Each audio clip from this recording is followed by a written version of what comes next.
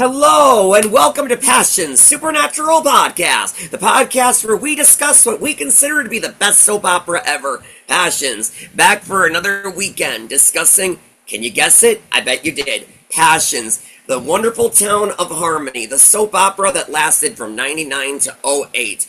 Another Sunday, here we are, people. Wow. Every Sunday, 2 p.m., we air, 2 p.m. Eastern, that is, I forgot to mention. We air exclusively right here on YouTube to discuss everything you love, or, I don't know, maybe you've never been to Harmony before, maybe you've never heard of it. I mean, you gotta check it out. So I'm just saying, if you all love or may not have ever heard of before, but all about the town of Harmony, and the magic, the craziness, the storylines, everything to do with the soap opera Passions. Hi there, I'm Joe Velasquez, host of Passion's Supernatural Podcast. Joining me today is my lovely co-host, Casey Metcalf. How you doing, sweetie? Child, Tired, huh? cleaning, laundry, that kind of thing. Busy, busy, busy, busy. Gotta get your life Yep, going. Yep, yep. yep, yep. And also joining us today, like we have been an awful lot lately, and I can't be more happier, is our frequent guest appearance, Acacia. How you Hello. doing, girl? I am great. Great, great. Not too much happening here. Not much, huh? Yeah, compared Dude, to last weekend where you had a lot to tell us. Yeah. I know, right? No, it's a pretty been a pretty chill week, so Yeah. So, not very much for me neither and everything, but all the same or whatnot. So here we are for another Sunday at 2 p.m. to discuss, as I said, Passions, the wonderful soap opera that we all miss, and we all wish that there was some way for it to return and everything. I mean, well, we just have to wait and see or whatever. I mean, but all the same or whatever. So, all right, how in the world to get started on today's show, man? I guess I'll just really quickly get it off my chest because I really don't have very much when it comes to the wonderful soap. You girls are gonna hate me, but I really haven't made any phone calls this week or whatever. I haven't really called anybody this week. It's been a pretty, I don't want to say busy week, but it's just been it's not busy, but it's been kind of cluttered, I guess is the word I'm looking for, or whatever. It's just so cluttered that I just haven't. I don't know. I just there are indeed still people that I need to get in touch with and everything. I mean, I haven't really heard anything about, like, as I mentioned to people for a number of episodes now and everything. I mean, I haven't heard anything about that one woman who keeps in touch with Colton Shires and everything. I haven't heard anything from her. Maybe I'll send her a text message maybe tomorrow, see if any updates or whatever. I mean, she probably won't do this, but I wish that she could actually give me Colton Shires' contact. I would email him or call him myself, and I'd say, if you want to tell me, I'm here. You don't have to hold it in or whatever. And so, whether or not he's interested, but I still haven't heard anything. But like I said, no, I haven't really called any managements.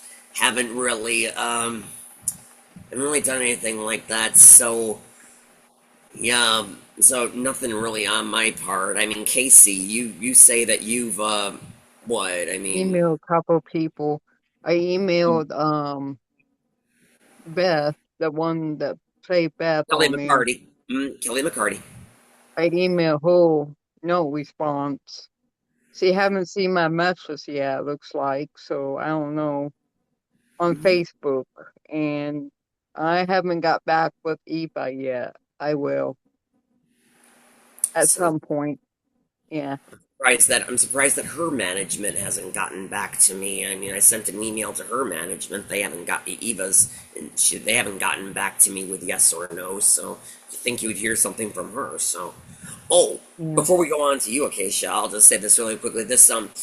Um, this wasn't very long. It was actually very brief, and probably because of how late at night, it was practically a little bit after midnight, so it didn't last for very long. But once again, Paloma number one, Silvana Arias, was back on TikTok like 1 or 2 nights ago, just doing her drawings and all that stuff and everything, and saying, "Hi, how are all of you?" Stuff like that, and saying, "Let me just finish this. I will not hold you all. I know it's very late where you are." And so it wasn't very long at all. It was really only about, like, say 20, 25 minutes, and then she logged off. She's a sweetheart. It's such a shame we're not gonna get her. She's such a sweetheart. But yeah, she was back on TikTok recently, so yeah. But so, Acacia, you're the one, you're the one to top us off. You follow Passions or whatever. I mean, even though we both love it, and I mean, I've seen the later episodes, Casey saw it from the beginning. You're the one that knows how to talk about it. So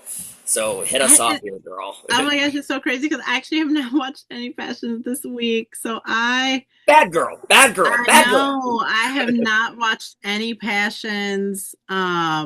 Just between being busy and like I've Yeah. been, you know, I have been checking the TikTok though. Actually, I was just kind of looking at it, and for some reason, so I think I made a post a couple, maybe last week or the week before, about it being like the 18-year anniversary of when the show ended. So I think it was like maybe 2 weeks ago. Um, and it like kind of blew up. Like I was like looking at it actually just now, and it has like 26 comments, and Yeah, so a I lot think of I saw people. that. You saw it? I think I did. Yeah, I mean, a lot of people, like I love when people like give their opinions. Like I have seen recently, um, there are a lot of Team Gwen people, which really shocked me. Um, yeah, like there are a ton of Team Gwen. That's a um, shocker. I don't really yeah, hear no, that. there are so like I actually, I mean, I think that of course, like there's more Team Teresa than Team Gwen, but there are really quite a few like people who are Team Gwen. And I remember thinking this when I first started the not podcast, the TikTok, because I think one of the first few posts that I made was Team Teresa or Team Gwen. And of course I got mostly Team Teresa, but there were like several, a good handful of Team Gwens in there. And I think that a lot of people were Team Gwen because she well, number one, the one reason I hear all the time is like people are like, Teresa was annoying, like Teresa cried all the time, like which if Teresa did cry a lot, okay, like I mean, I think we've said that in multiple podcasts, but she definitely cried constantly. Over Ethan all the time. I always over Ethan, like or her, she was always like That's fate Yeah, or that's no. what I like. That's what I like very, very, very much about Lindsay or whatever, is that she really knows how to play both ends of the spectrum and everything. Because while Teresa was the one, I mean, if you really think about it, I know I'm probably going to get a lot of backlash for this from a lot of you viewers out there. I'm probably going to get a lot of backlash for this, but the way that I really, really view it, even though she did with Teresa, even though she did try, she tried to fight, if you know what I mean. She tried to fight, she tried to do things for herself and stuff like that, and she tried to, just believe in fate and all that kind of stuff and everything. But really, from the beginning, all the way to the end. Again, I know you can all sue me later. A lot of you, I'm sure, disagree. The way that I just look at Teresa from the beginning all the way to the end of the show, pretty much by the end of the day, she's basically just a typical damsel in distress. That's really all she really is. I mean, that's just the way that I see it. No matter what, no matter how hard she tries to fight, no matter what she does to try to do the right thing, she always just ends up in the position of a damsel in distress, no matter what. And she needs some guy to come and rescue her, whether it's Ethan or whether it's her brother Luis or whether it's whoever. She always just needs somebody to come and rescue her. I mean, again, I'm sure a lot of you disagree with that and really thought of Teresa as a fighter, and I do too, but her fighting just wasn't really that there. However, what I was trying to say, that's one of the things I love about Lindsay Hartley, was because while Teresa delivered, while she delivered that performance of just always crying, being annoying, getting captured all the time, being the damsel in distress, needing Ethan to come and save her, when she moved on to Days of Our Lives, taking over the character of Ariana, now that was the complete opposite or whatever, because that character, while once again being hopelessly romantic with Eric Martzoff all over again and sleeping with him and all that stuff, she was 100% not the one that was only out there looking for love and all that stuff. And this woman of Ariana, again, played by Lindsay Hartley, could kick your ass in a second. Something that I don't think Teresa really could. I think if you mess with Ariana, you're going to get your ass kicked and everything. You know, she was just that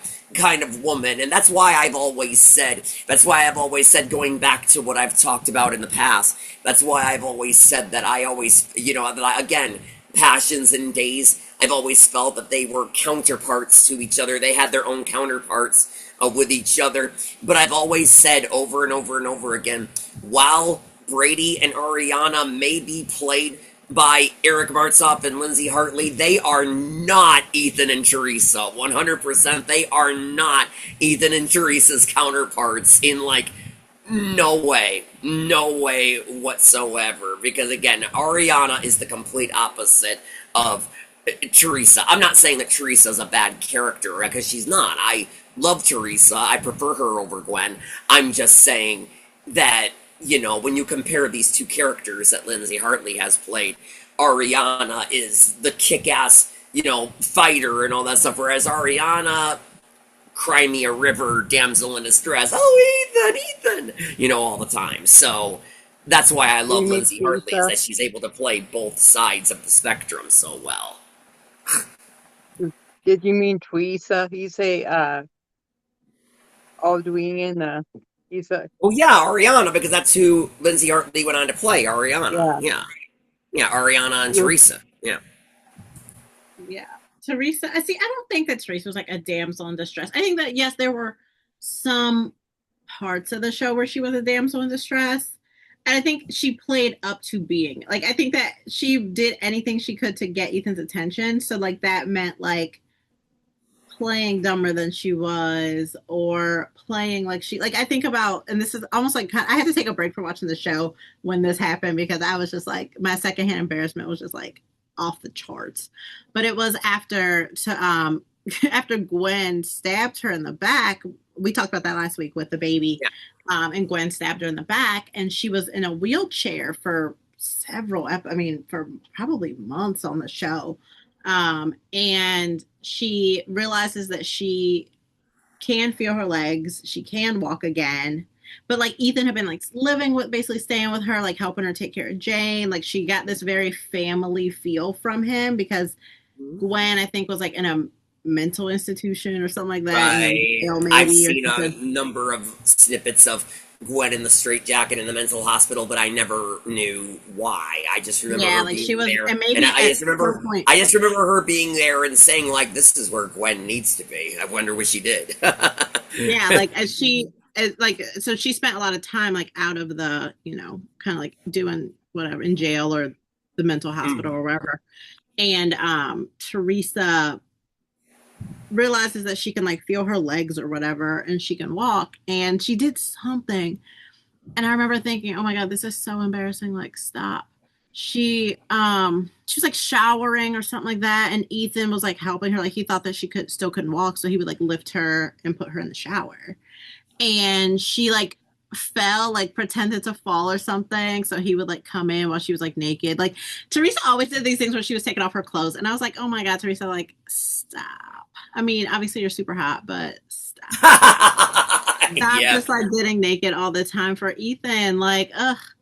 Um, but yeah, so like then she's like, oh my God, like I fell, like I've fallen and I can't get up, like kind of deal. And he comes in there and like helps her. But like all that time, like she can actually use her legs and stuff. So I think she always put herself in a position of, I think she pretended to be a damsel in distress a lot. I do think that there were a lot of times where like she just specifically wanted Ethan to help her. Like that situation. Like, she was pretending. There was also the time when, obviously after she married Alistair, he was like abusive and like sexually abused her and stuff. Oh, yeah. And Ethan like was gonna like help her escape and all this stuff. So I mean, I think that eventually like people just got tired of her always needing help from Ethan or something, and that's around when, and I stopped watching before this, but I just kind of have a feeling that this is how it went. That when she started dating like Jared, like I feel like she went after she married Alistair, and then whatever happened to Alistair, I have no idea.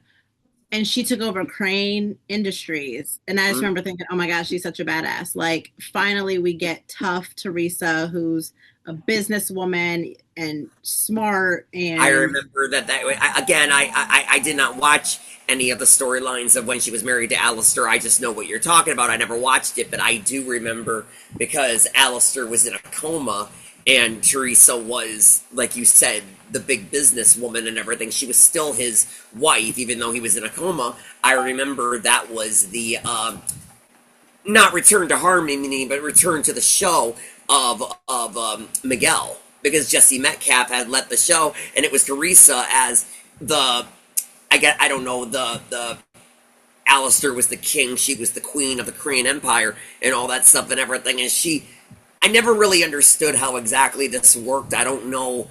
I thought this was something that kind of confused me a little bit, was because when Jesse left as Miguel chasing after Charity, I thought nobody really knew where he was going. I thought that they just knew that he was going off to chase after Charity. That's it. But then the next thing you know, here's Teresa as the queen head of the Crane Empire and everything. All she has to really do is pick up her phone, dial, and then you see the back of our new Miguel right there and everything. He answers the phone. I'm like, how did she find him or whatever? I thought nobody knew where he was going and all that or whatever. He's out there, and then he turns around, and here you have Adrian Bellani / Gerardo, whatever he goes by now, playing Miguel. And that was not his return to Harmony, but that was his return to the show, where that was where we had our new Miguel. So I remember that. She was the head of the Crane Empire when they brought Miguel on again, so, yeah. yeah, so I feel like that, like, they made her, like, a badass finally.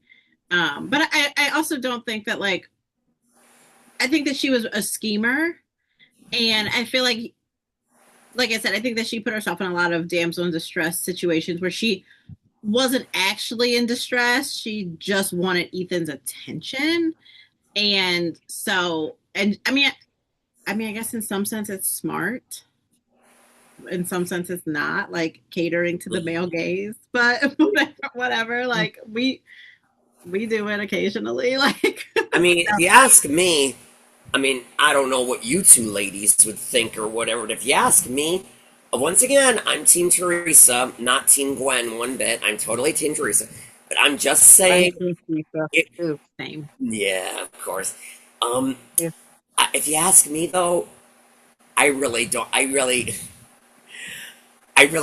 think either girl was really that smart, to be totally honest. I don't think either Teresa nor Gwen was really that smart. I think both of them were kind of, I don't want to be insulting to the characters, but I just feel like in a way they were both kind of idiots, because neither one of them really thought before they did stuff, if you know what I mean. Probably you haven't gotten there yet, Acacia, and I introduced you to it, Casey.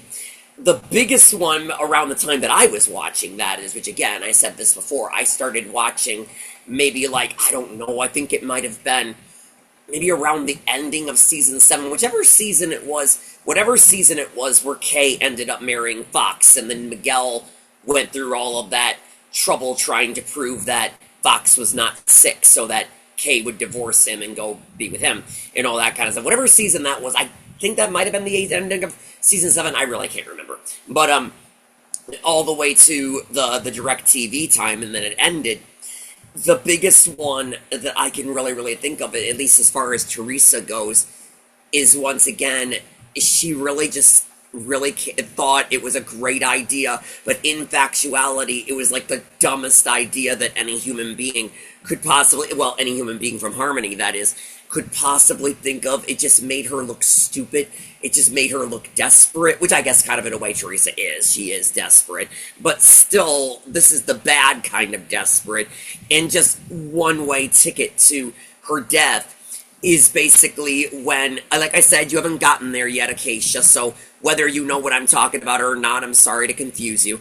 But just, yeah, again, Casey, I introduced you to it. But when, in the final season, when she knew that Gwen and Rebecca were blackmailing her, that if she did not, that if she did anything to get close to Ethan and reveal that little Ethan is his son and blah, blah, blah, blah, blah, then they would call Juanita Vasquez to come to Harmony and kill Pilar and her entire family. Teresa really, really, really thought that it would be a very freaking great idea to fly to Mexico and freaking reason with the leader Yeah. of the Mexican mob, the most dangerous woman in all of Mexico. She really thinks that she could just go talk to Juanita and that will solve everything. I am like thinking to myself, Teresa, I love you for crying out loud, wake up! And even Pilar, she tried to tell her, Teresa never thinks. She just wants something bad enough and she just goes for it. She doesn't ever think, is this a good idea? That's the biggest one that I can think of. I don't know about anything prior to that because once again, I only had been watching for a short time. Gwen, on the other hand, well, she didn't really think neither because Gwen was a little bit different on Teresa's side on not being smart. Teresa wasn't being smart because, well, once again, I know this is going to come off as insulting to the character, but Teresa just wasn't being smart on basically just being stupid, if you know what I mean. Whereas Gwen, on the other hand, she wasn't smart because she thought that she could actually do something really, really, really, really terrible, even going as far as to do something illegal and think that she could get away with it. That was where she was actually not very smart. She really, really thought that she could, again, I mean, you know, blackmail with Juanita and all that stuff, and she's willing to let Pilar and her whole family be killed. She's the one that she had her involvement with Juanita and Juanita's plan to blow up the church and kill everyone in it and all that kind of stuff, and she was willing to let her son with Ethan die just so that she could have Ethan. She's willing to do all this kind of stuff. And she was dumb enough to really, really, really think that she would not get caught. I mean, things like that, you really have to be this brilliant, brilliant, brilliant mastermind to actually do all of that stuff and just never be figured out that you were behind it all. And Gwen is not that. Gwen is just, she really just, what, like I said, same thing on Teresa. She wants something bad enough that she goes for it, but neither one of them think before they do stuff. So the fact of it is, while I am Team Teresa, she's definitely the good guy in this situation. Neither one of them were the brains. Neither one of them were the smartest. They were both idiots in their own way. So, yeah. It's like her when she married Alistair. She thinks if she marry him, she will get Ethan back. Now you're well that wasn't what I was thinking of. Again, I knew that she had married Alistair, but I didn't watch that storyline. I was when you were Yeah, saying that I was actually gonna say she married Alistair because of the money and all that kind of stuff. All she was I thought all she was thinking about was that she was gonna get all this money. I thought she didn't think that to too. herself. Yeah, I didn't think I didn't think to myself that I was thinking that maybe she didn't think to herself, okay, I'm marrying the most evilest man in the world and everything. Yeah, I'm gonna get the money, but he could abuse No, me. so I don't think that I mean, I think that the money was good, but she wanted access to Jane by living in the house. Oh, really? And Okay. Like I said, I didn't Alice, watch back then, so yeah. yeah, Alistair had told her basically that he could help her get Jane back. And so that was why, because I remember when she was like hanging out with him. I didn't actually watch the storyline, but I've seen previews of it. The tsunami and like Alistair, she's not married to Alistair at that point, but she's like conspiring with him. And he's basically telling her like, okay, well, I can give you access to the mansion. And you can look for the tabloid stuff that you keep saying that you didn't do. you can have access to Jane, like you'll be in the same place as her, and I can help you get Jane back. So that was always like he dangled it over her head that he could help her get Jane back. And initially it was just like, oh, if she like slept with him, and she was like, I'm never gonna do that. And then it was, he like married her. I don't remember what happened between her like courting him. Like I know that she moved into the mansion for a little bit. I know that Martin was in at that point and he carried her out of the mansion and was like, you cannot do this. Like you cannot pal around with Alistair. Like he is not that kind of guy. And then I don't know what happened between like what made her go from like kind of like dating Alistair or like whatever she was doing with him at that point to like marrying him, because I kind of watched intermittently at that point. Like I didn't watch all the time. And so, but yeah, so I feel like I definitely think that the money helped, because who doesn't want to be rich, right? But Right. but like I think that the biggest motivator for her was, one, she thought she would get her daughter back, and two, like I think that she having access to her daughter more freely, because Ethan and Gwen lived in the mansion too, so she could, put her daughter to bed at night. And like, and Alistair was like had so much power that he, there's I think a scene where after they get married, all the like housemaids or whatever are like, oh, Mrs. Crane, what do you want for dinner? And blah blah blah. And she's like, or they're like, I prepared this menu for you. That's what it was like. And she's like, oh yeah, I'm sure whatever it is like fine. Like you could tell she's not like used to being like Mrs. Mhm. Like having so much like people like asking you what you want for dinner or something, or catering a whole menu to you. And yeah, so she was, but yeah, and then she was like, I just want to see my daughter. And I love this scene. I'm gonna post it at some point. I try to like do it in the order of like how I watch the show. Um, but she basically says that she wants to see her daughter, and Gwen's like, no, like you're not, I'm her mother. You're not gonna see her.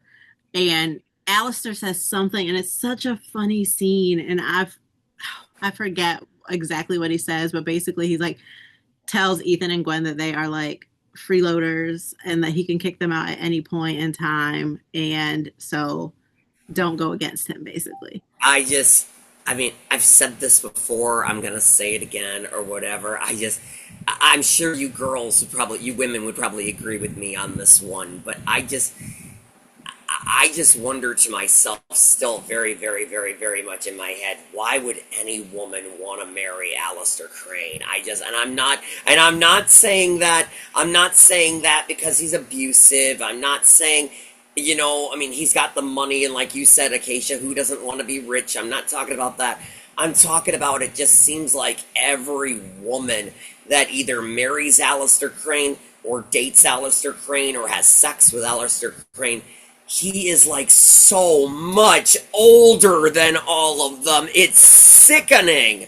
I'm like thinking seriously, why would any woman in Harmony want to be with this man? I'm like, the dude is like way beyond their age range. That's why it kind of grossed me out when I found out that Teresa did marry him, even though I did not see the storylines. I'm like, little young innocent Teresa marrying that old bastard. I'm like, oh my god. And then I know you haven't gotten there yet because it's not until the final season. I think it might be like at the very beginning of the direct TV season.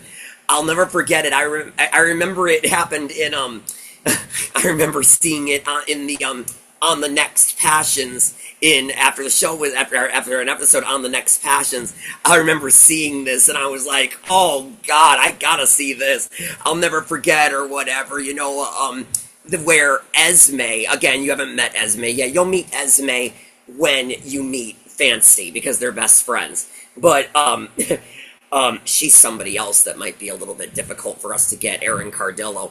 But anyways, I'll never ever ever forget is like seeing it on the it's during a storyline on the direct TV where the character of Esme is apparently, I'm gonna use the word, she's a slut.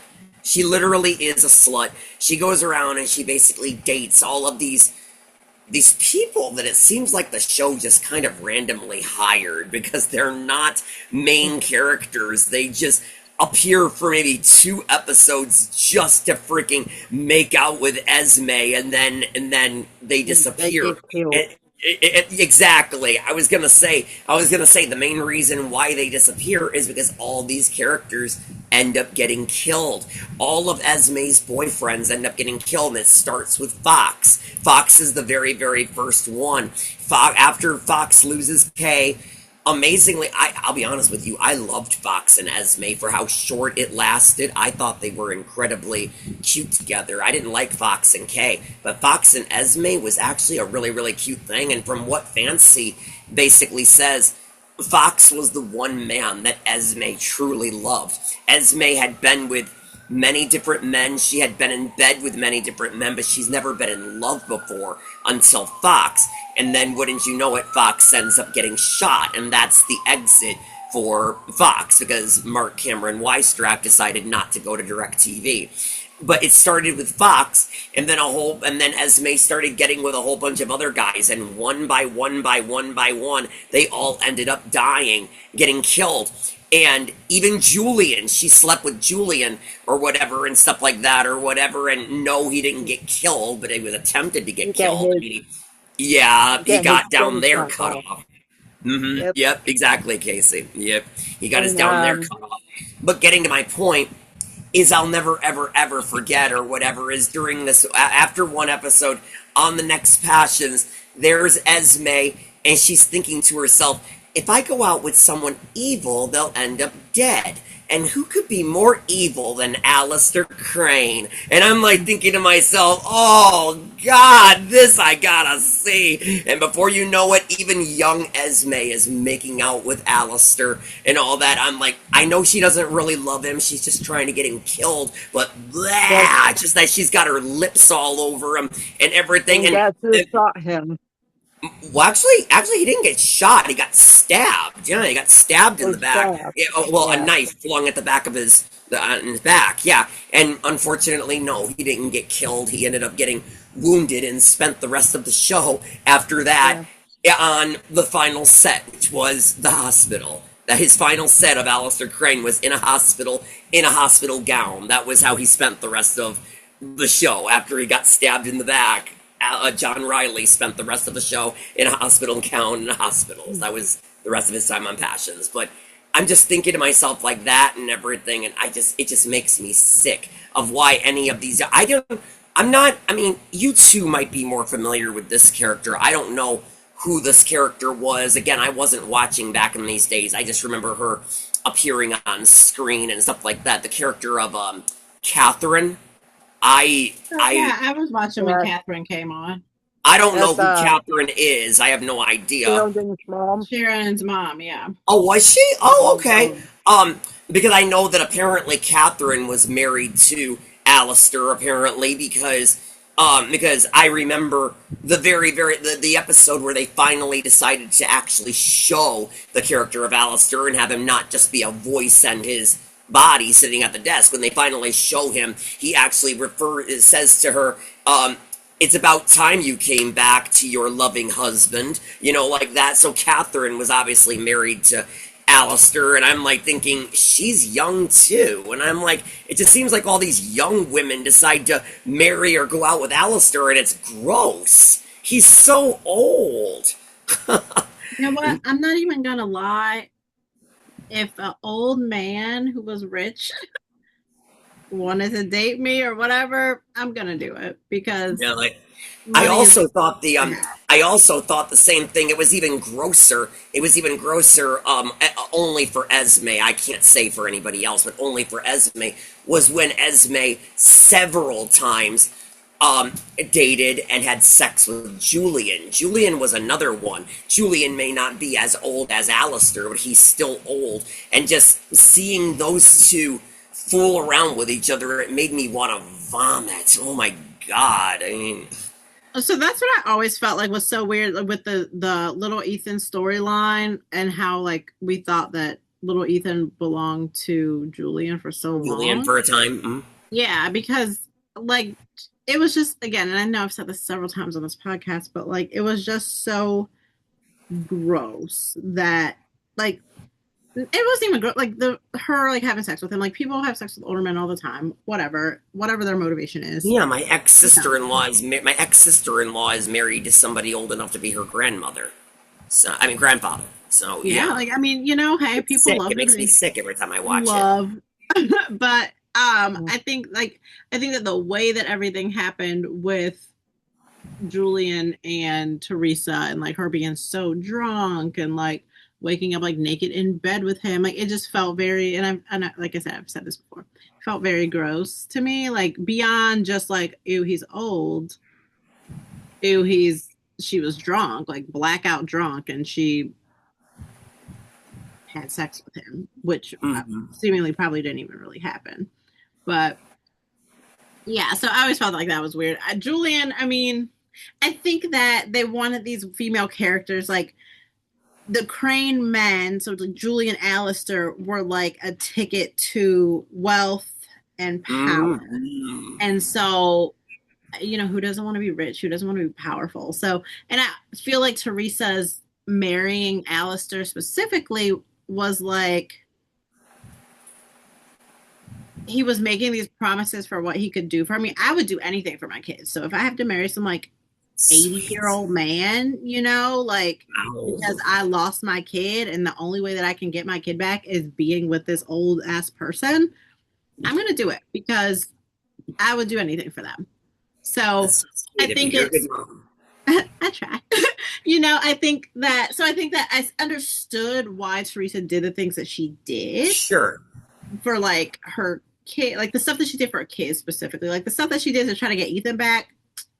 Girl, please, I could have moved on from that, you know, like, but specifically the things that she did, like marrying Alistair to get her kid back, or like getting herself in planted with Ethan and Gwen's embryo as leverage for them to give back little Ethan, like all of the things that she did, like to get access to her children.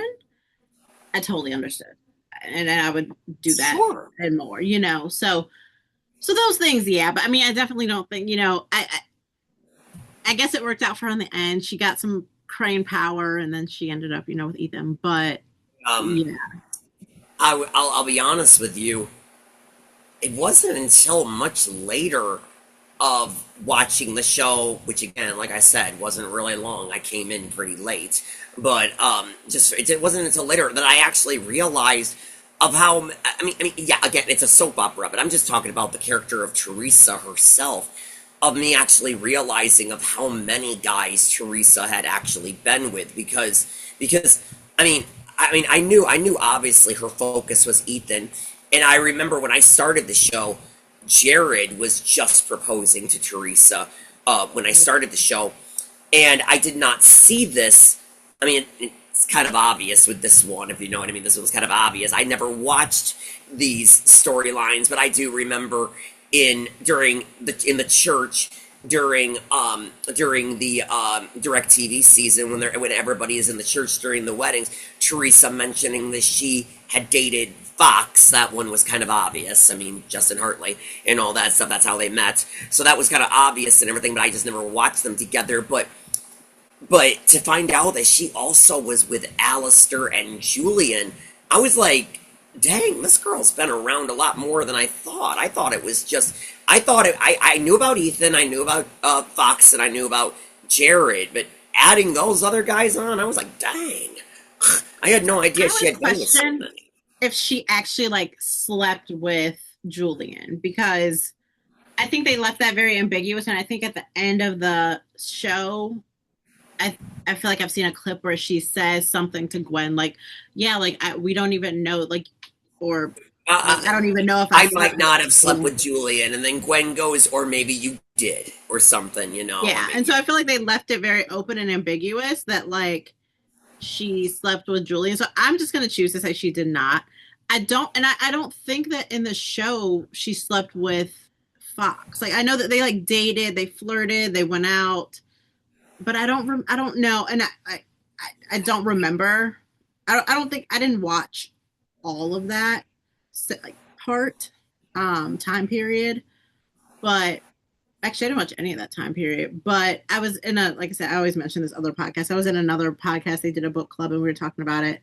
And I was like, oh yeah, like she hooked up with Fox too. And someone was like, no, like I don't, like she never had sex with him. Like they just kind of like flirted and like dated and whatnot. So I mean, it's just kind of obvious with Fox. That's how she met Justin Hartley. So yeah, they and I've always thought it's super cute that like if you watch that like time period, um, you can, well, first you can tell that she's pregnant because her face changes. Like she got the pregnancy face really, that we all. Oh yeah, like if you look at when she steals the embryos, you I could saw see that stuff. in her face, like because we all get the, you know, if you've been pregnant, if, you know, being pregnant, like you get this He's like been right. rounder face, But yeah. And so you could tell that she was pregnant, and the way that they like handle her pregnancy, like they put her in these like huge coats, and like I remember she was wearing like a denim dress in the summer, and like had this like big scarf that like came down and like over her like stomach basically. And Mhm. this was supposed to be when she had like just gotten implanted, so like she wouldn't have been showing yet, but in real life she was probably like maybe half 10, you know, at least It's 16, easy to get possibly. around that stuff nowadays Yeah, compared like, to but back in I the feel old like they, days. you know, I hate when shows do that. I wish they would just write the pregnancy into the show, A which lot of them Passions do. A lot did. of them do. Yeah, which I Passions mean, they did did that on eventually. Everybody Loves Raymond. Yeah, I think, I always feel like they should like. I mean, I get sometimes the storyline doesn't like, you know, go in that direction, but like it's so obvious. Like I don't know, I used to watch like The Nanny, and I remember when Cece got The pregnant, nanny. and they just put her behind like really big purses and jackets, and you know, like you could tell that she was bigger. But yeah, like Teresa, like you could tell that she was pregnant. But all that being said, I always thought it was really cute that Justin was in mostly every scene with Lindsay, like during, like, especially when she was like pregnant, Oh like in real life. He was like always like, I remember he was like in the courtroom when she like lost uh little Ethan maybe, or she was in the courtroom for something, and you could tell that she was actually pregnant in real life at that point. And Gwen like jumps on her back or something like that, and like Fox is the one that's like pulling Teresa away, and Ethan's pulling Gwen away. But I always just thought it was really cute because they were always in these scenes together, and I'm like, why is Fox there? Like, why is Fox in the hospital with you? Like, because they're you and married in Ethan, you real know? But I life. always thought it was very sweet that like it seems like they were always in these scenes together when she was Um, pregnant in real I life. actually have a question for you, Acacia. I mean, I was talking to Casey about this on the phone a few weeks ago or something. I'm wondering if you would, if you might have noticed this or know the answer. Let me ask you this. Okay. The actors on the show, whenever an actor leaves, I'm sorry, whenever a character leaves, or whenever an actor is recast, you yourself, are you at all with any of them? Are you at all familiar with like why the actor left or why the actor was recast? Are you familiar with the backgrounds of any of these actors, you know, like why they left or why they were recast or anything like that? Some of them, not Any of all their of them, but some of backstories? them. The reason why I ask is because I know a lot of them, like a lot, like a big handful. When I was talking to Casey a few weeks ago on the phone, I just thought of this, and it's really like kind of a holy crap woeing thing, unless you can actually speak differently. I'm gonna be very honest with you. I really think the only actor on the entire show of Passions that actually got fired was Molly Stanton as Charity. I think she was the only one that actually got fired, and everybody else chose to leave willingly. Was she Because fired? I think so, because um I think they fired her because Jesse wanted to leave as Miguel to to go do Desperate Housewives. So to give Miguel a reason to leave, Charity left the show for him to go chasing after her. So they had to fire Molly to get Charity out of town. And I do remember years ago, oh man, long before all this stuff that we know today. I don't even remember. The show might have still been going on. I really can't remember. I remember so many years ago via Facebook, I actually chatted with Molly Stanton for a short time. And I remember asking her, did you choose to leave or were you fired? And she goes, oh, I was fired. And when they wanted me again, I was unavailable. So that's why I was recast. And so I was like, oh, okay. But so, I mean, I was saying to Casey, if you really think about it, Jesse wanted to go do Desperate Housewives. So he was, and then, again, back then he went by Adrian Bellani. I don't remember where, but years ago, I actually even managed to get a message with him. And I asked him, why did he leave the show? He said that while he was on the show, he was starting to feel like a piece of meat. That's what he said that was why he left. We obviously know that Travis chose to just not renew his contract. We know that Liza left, and then Natalie chose to leave, and then Liza came back. There was no firing involved there. Silvana, Paloma, she chose not to renew her contract for DirecTV, so Paloma was recast. And we know that Justin Hartley left willingly. I mean, it just, oh man. And we kind of obviously already know, I really believe that Maureen McCormick was only on the show as a temporary thing, if you know what I mean. It was really just her contract was only temporary anyway. I mean, we may not know the reason why that is. I would have rather have seen Maureen McCormick play Rebecca all the way to the end than Andrea Evans and all that stuff, but whatever. And even that second, and even as the K's go, we obviously know that Taylor chose to leave. Her replacement, Gina, whatever her name was, she was only there until they could find a replacement K. Deanna Wright, we all know, left willingly. I mean, according to the book, she had some sort of a breakdown just reading in the book or something and all that kind of stuff. And as far as Simone's go, I know that Lena chose to leave on her own, if that's the name she still goes by, I don't know.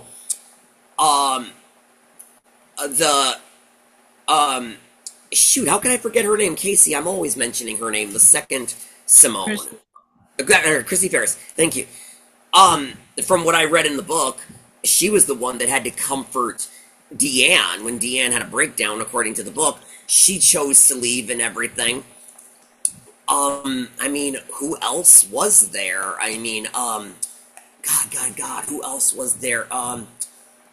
Whitney, Chad, Don Swaby actually told Casey and I himself when he appeared on the show that he chose to leave the show, and he explained why and everything when he appeared on our podcast. So that's how they got a new Chad. And then Charles Divins, who was his replacement, chose not to renew his contract for DirecTV, so they killed off Chad. David Bailey sadly died and was replaced by John Riley, so there was that and everything. But, I mean, I have to really think hard off the top of my head when it comes to all these different actors, but you kind of see what I mean? In the end, if you really look at it, it seems like Molly was the only one that was left go, whereas everybody else, they left by choice. And I'm like, dang, that's like very, very rare that you get so many actors and like very little of them got fired. They just chose to leave, and she's the only one that was let go. Wow. Yeah. I don't, so I think that the original Hank might have been fired. Dalton. I forgot about him. I don't know. Dalton James was his name. I think he got, so it's not, this is allegedly, because I was listening to, Mackenzie was on a podcast, Travis and Natalie's podcast, Passion for Life or something like that. I forgot about him. I think that he may have been the actor who made a comment about her weight that eventually spiraled her into an eating disorder. I mean, Mackenzie? yeah, like she was anorexic, I think she was. I I mean, did not she's, know that. oh yeah, she's talked about it a lot. Like she has Oh. talked, and I think she might even have mentioned it in her like on her YouTube, but she has talked extensively about her like having been anorexic, having been on. This is why she like always talks about how like Passions was great, but also was terrible. Like they treated her terribly because um some like one of the actors, and she never said who, but like made a comment about her weight, and then the producers or whoever pulled her and was like, you know, like you need to lose weight, which is so insane to me because if you look at that first season or the first when Back Passion back started, she maybe was back in the 30s so you might say little. that, but not today. Yeah, like she was super, super small. I mean, you know, like she looked fine, you know, healthy. And but yeah, she's talked a lot about having been anorexic. And she talked a lot about like she lost a lot of like when you lose weight very quickly, especially like if you're anorexic or bulimic or have like any kind of eating disorder, um, you lose a lot of weight in your face first, and like it's muscle wasting. Like your muscles, if Oh. you lose weight unhealthy, like this is happening a lot with like people who are on GLP-1s, if you aren't like getting enough protein and enough, you know, work exercise and stuff like that, like your muscles will waste away. So when you see someone who got really skinny really quickly, whether it's, you know, an eating disorder or a GLP-1 or something like that, a lot of times like they're kind of like flabby, like they're skinny, but they're like flabby. And so she's talked a lot about like her like in her face, like she had a lot of fillers and stuff in her face because she had a lot of muscle wasting, and they were botched. And she was actually on the show. I don't know if you know the show Botched with the two plastic surgeons who are like super good, like Beverly Hills. Like one of them, I think, is married to one of the Beverly Hills housewives or something. But they are really great plastic surgeons. But they did her face. They did something like took out the like bad filler and fixed her face. And so yeah, I mean, I've seen her talk. Like she talked about it on that podcast, and there might have been another podcast that she talked about it too. But yeah, she has talked about her eating disorder. But all that being said, I think that I think that he was the person who Oh, probably dang. made I that forgot all comment. about him. All I know is the only thing I know about him because Dalton James was. By the way, I have sent in emails for both Hank actors and everything. I just haven't heard anything back. But the only thing that I've known about them, I mean, I know that Dalton James was the original. All I really know is that when Dalton left, the guy who took over as Hank basically made him an entirely different character. They both were totally different with the way they portrayed the characters. I'm not saying that he made Hank his own. I'm saying that it was just completely different. That he wasn't even recognizable as the Oh yeah, character. no, they look totally different. Like Ryan, is his name McParlin or Right, something? Ryan McParlin. I've sent an email for him too. Yeah. Is like super tall. Like he just came in, and like I remember that first episode when he came in and he's just so like surfer, like model, like hottie, blonde, like, and he has this like deep voice.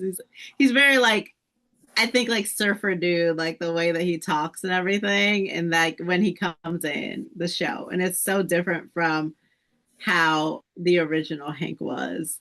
So Well, yeah. not just looks, but I'm talking about I've heard even the portrayal. I hear even the portrayal was done completely different. That many people were like taken aback of how different this Hank was. So I yeah, could see but that. I haven't heard anything about him. When you're talking about that Mackenzie hasn't mentioned who made a remark about her weight or whatever, I would have thought that maybe it might have been Christopher Douglas, aka Antonio. I think that he also had some stuff happen, which is why he left the show.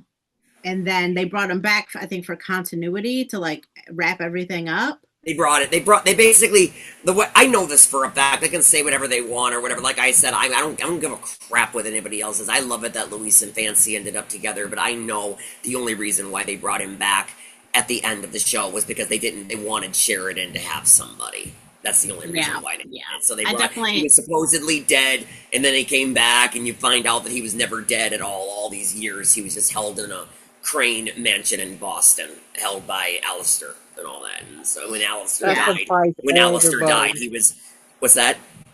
That surprised everybody, I bet. Yeah, I mean, well, That. I mean, it was just, I mean, when Alistair died, he was able to escape and all that stuff or whatever. So yeah. Yeah. Yeah, I think he left Alistair for. can't die.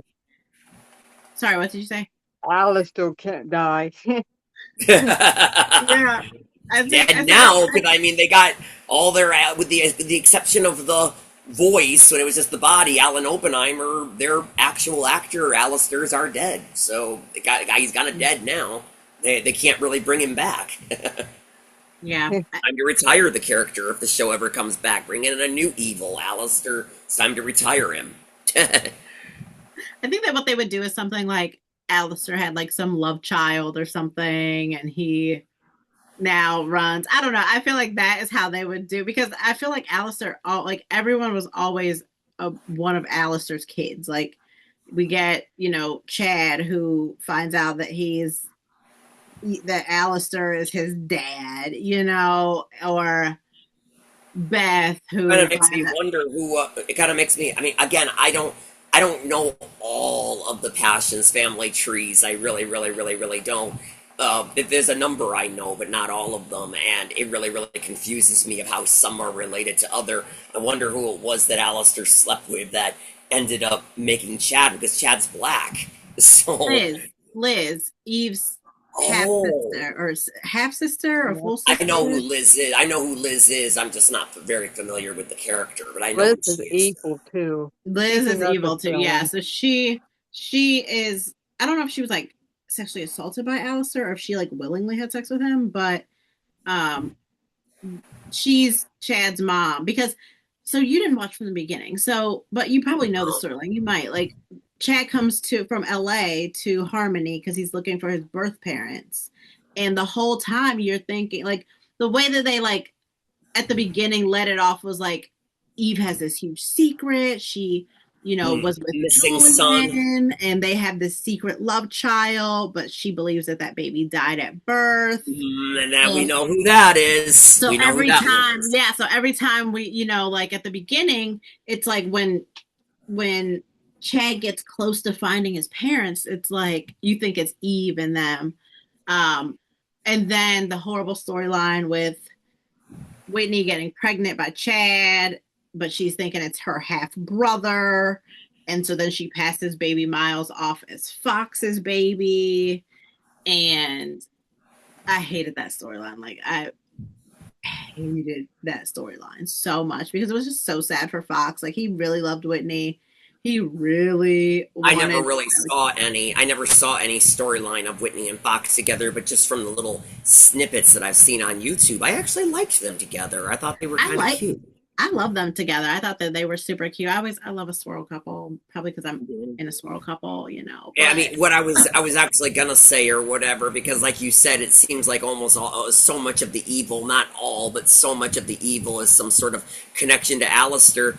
I mean, I've been saying this to you, Casey, for a good long time or whatever. I mean, probably the best way that I can think of if they ever had a spin-off of Passions and they wanted to bring an evil and like you bring in a new evil and like you said, have it have some sort of connection to Alistair. Well, have it be Vincent's son, because Vincent has a son that kind of is just there during the direct TV episodes after it's born, and like right after it's born it kind of just disappears and it's only referenced and we don't know whatever happened to the baby. It's only referenced. People are like saying, oh, it's he's here or he's there, we don't see it again. Well, since we don't know whatever, especially at the end when Vincent ends up going to prison and all that stuff, and it's his son with Julian and all that stuff. I mean, unless Julian, of course, ends up raising it. That's the only thing I can think of. Unless Julian ends up raising Vincent's son or whatever, because he is the father. But the only thing that I can think of is that since the baby kind of just disappears after it's born and we don't see it again, well, bring it back for the spin-off. It's got some connections to Alistair because Vincent is Alistair's grandson, and so its connection with Alistair, and it can be a new evil too. So yeah, I mean, I know they did.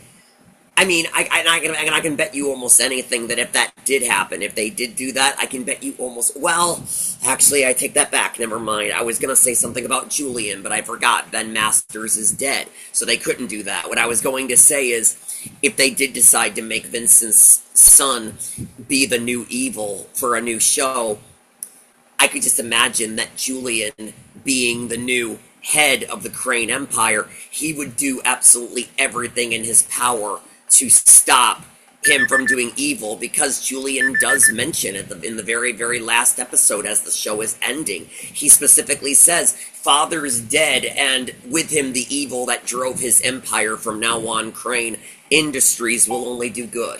And he swears that the Cranes are only going to do good. So for his own son to actually start doing evil, I could bet you he would probably try to stop his son from doing evil because he wants the Cranes to do good. But then Masters is dead. So unless they recast Julian, good luck with that. I can't think of anybody else playing Julian. That wouldn't work out, I guess. So, yeah.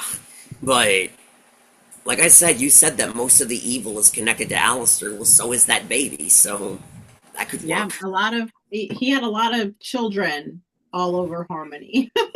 Who, Alistair even mentions. I mean, just thinking about it, I really just think. I mean, again, I don't know. I haven't watched that far back.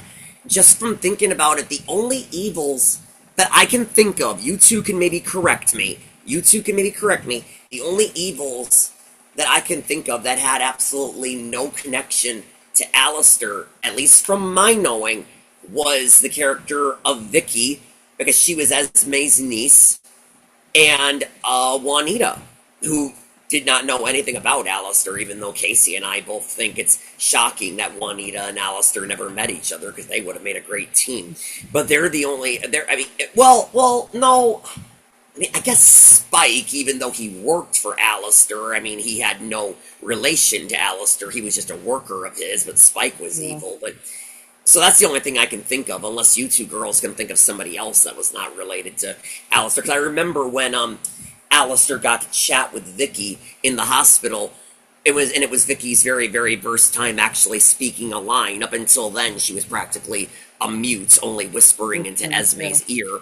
And then when she came face to face with Alistair for the first time, she had her first lines. Go, Amy Castle. Oh, I want to get her on here too because she could play her guitar for us. She's a big singer.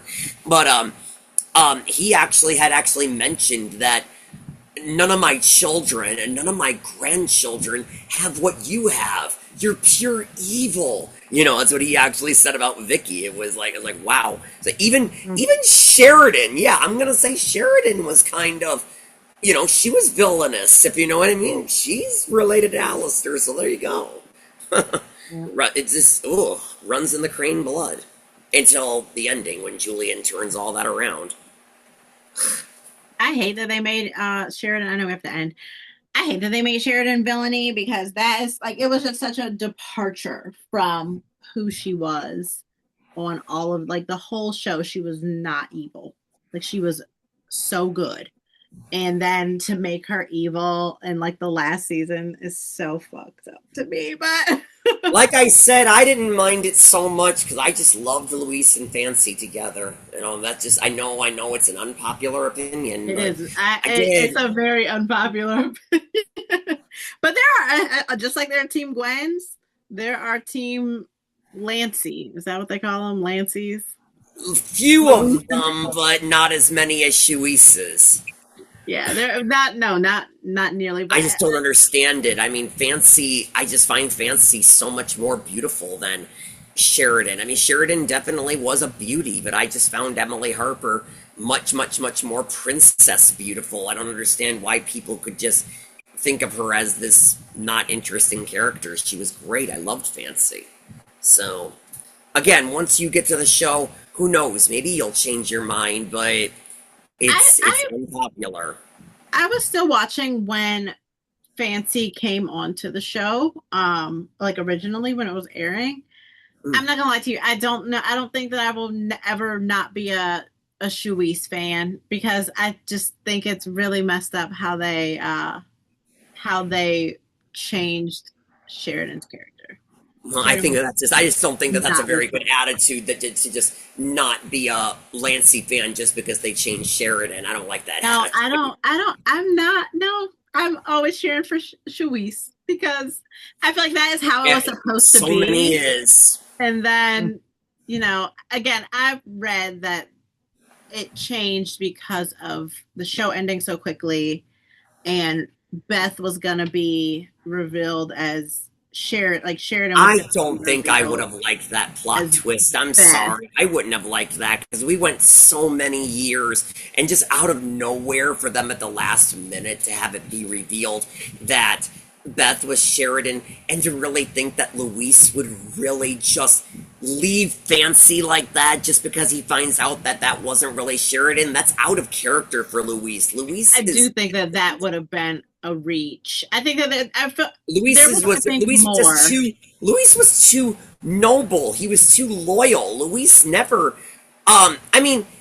yeah, I know. Fancy did walk in on him and Sheridan making out a number of times, but that was normally because it was either from what I am to understand from all that I have watched, the only reason why those moments happened were because either one, it was magic done by Tabitha, or Yep. B, Sheridan was the one that made the move. Sheridan was the one that moved in on Luis and all that. It's just like I'm sorry, this one I get a laugh out of every single time I think about it. I was watching this time.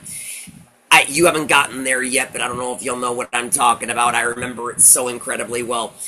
It's just like when Luis was framed by Vincent for arson, rape, and murder, and Luis was the one that was in prison and sentenced to death and all that or whatever. Miguel was in there too, but he wasn't on death row. He was just in prison, mainly because of Spike and Fox. Well, anyways, when Luis was in there, um, he ends up getting a cellmate or whatever, and the cellmate kisses him, and he's like, "What? You don't just go and kiss someone?" And then he actually takes a closer look, and he realizes that it's Sheridan just Yep. wearing a I've seen that fake both. facial I've hair seen and that all that clip. stuff. She managed to sneak her way into prison to be with Luis. Well, I think it was Esme that found that saw them together making out because again, it was Sheridan that made the move, and I think it might have been Esme who saw it. Esme reported it to Fancy, believing that Luis had turned gay from being in prison and all that, and that he was making out with a guy. And then Fancy, I loved this storyline because I really just loved I just love this kind of commitment between a couple. Is that Fancy um got a security guard outfit, applied for a job as a security guard at the prison, and she got the job so that she could keep an eye on Luis and be with Luis. Well, once she got in there and she revealed herself to Luis, she told him, Esme told me, I know you turned gay, don't deny it, and all that or whatever. And Luis is like, what the hell are you talking about? And Fancy just refuses to budge, but then all of a sudden Luis remembers, and he's like, that wasn't, yes, I was kissing somebody, but it wasn't a man, it was a woman. I don't understand. How can your cellmate be a woman? It was Sheridan.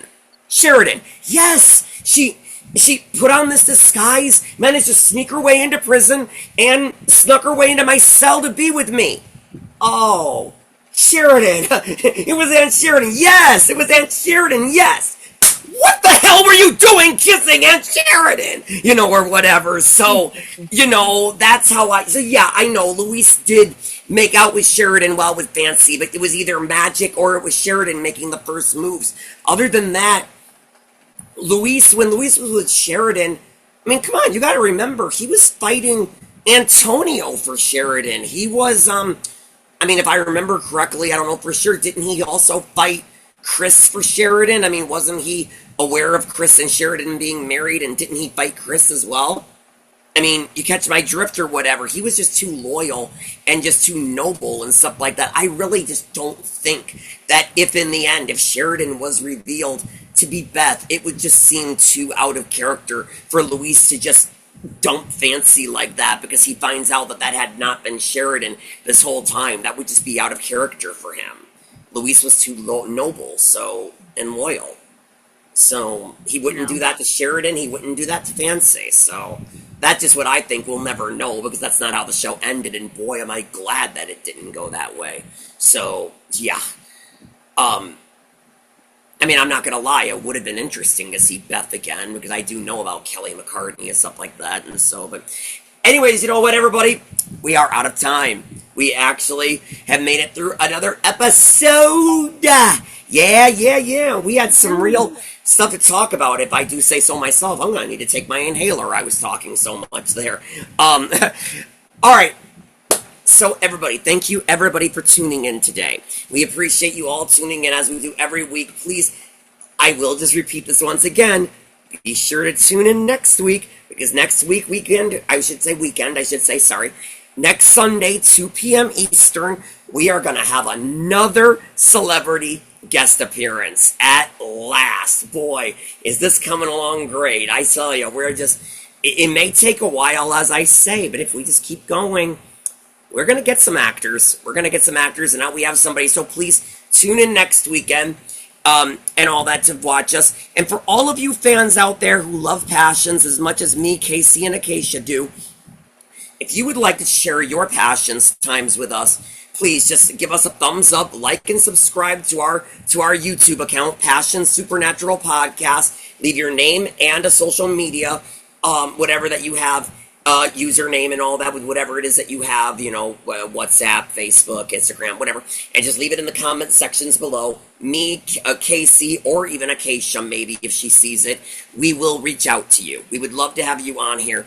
We thank you so much for tuning in today. This is going swell. It's going better than I thought. I'm loving it. Thank you, Acacia, for joining us once again. We love having you here. We're hoping that you'll last with us for many years to come and everything. And just always know Casey and I are doing all we can to keep harmony alive. So until we meet again, I'm Joe Velasquez. And Casey Metcalf. And just remember, you are our passion for life. Thank you. All right. Good night. Good night, everybody.